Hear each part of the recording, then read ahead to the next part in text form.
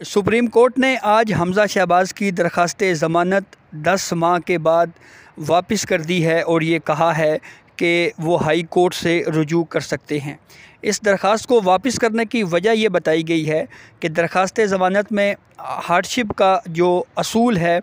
उसको जो है वो सामने नहीं लाया गया, उसके ऊपर बात नहीं की गई और हार्डशिप का इशू जो है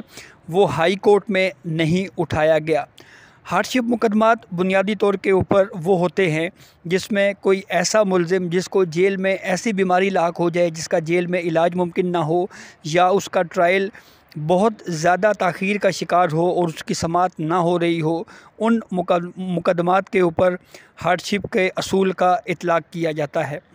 हम आम तौर पे देखते हैं कि नैब का कानून तो ये कहता है कि कोई भी नैब का मुकदमा जो है वो 30 दिनों के अंदर अंदर उस पर समाअत मुकम्मल होनी चाहिए, लेकिन अमली तौर पर ये हमें मुमकिन होता हुआ किसी भी केस में नज़र नहीं आ रहा।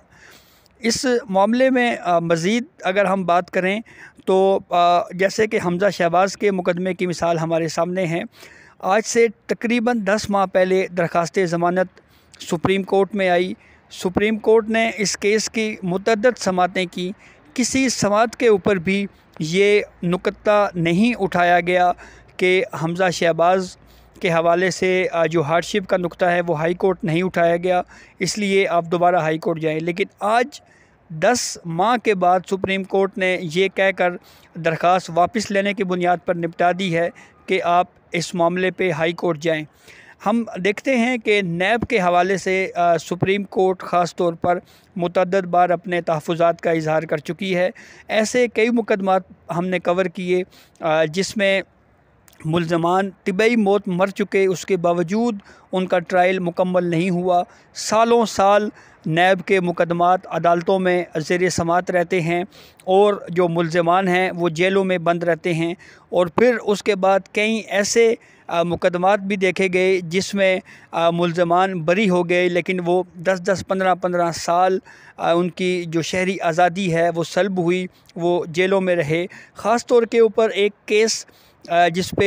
जस्टिस मकबूल बाकिर ने एक इख्तलाफी नोट लिखा था, उसमें ये कहा गया कि नैब को पॉलिटिकल इंजीनियरिंग यानी सियासी मकासद के लिए इस्तेमाल किया जाता है और नैब का किरदार जो है वो इतना अच्छा नहीं है। हमने ये देखा कि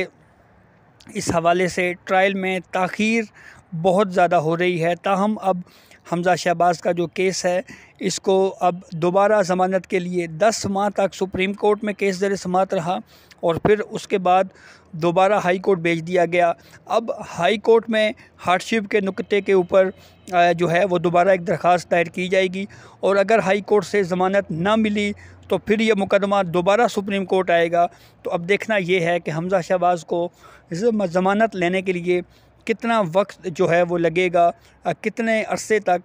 मज़ीद उनको जेल में रहना पड़ेगा। ट्रायल की अगर हम सूरत हाल की बात करें तो अब तक जो मजमूई गवाहान हैं उनमें बहुत कम तादाद में ऐसे गवाह हैं जिन पर अभी तक जरा मुकम्मल हो चुकी है और अभी बहुत से ऐसे गवाह रहते हैं जिन पर अभी जरा होना बाकी है। शहबाज शरीफ का भी इसी तरह मामला है। तो देखना ये है कि ये जो ट्रायल में ताख़ीर है इसको अदालतें किस तरह देखती हैं और इसके ऊपर क्या कोई ऐसी पॉलिसी अपनाई जाती है या कोई ऐसा मेकनिज़म अपनाया जाता है ताकि जो फेयर ट्रायल है उसको भी मुमकिन बनाया जा सके और जल्द अज जल्द जो है वो लोगों को इंसाफ मिले और उनके ट्रायल मुकम्मल हों और अगर किसी ने वाकई करप्शन की है तो उसको सज़ा दी जा सके।